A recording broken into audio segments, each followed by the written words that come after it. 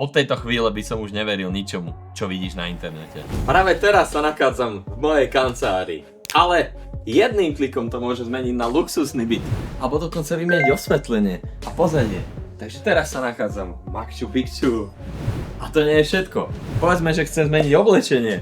Alebo chcem byť súčasťou môjho obľúbeného filmu. A dokonca si takto jednoducho môže vytvoriť aj svoje nahrávacie štúdio. Tak ma pozorne počúvaj, pretože ti prezradím, ako na to.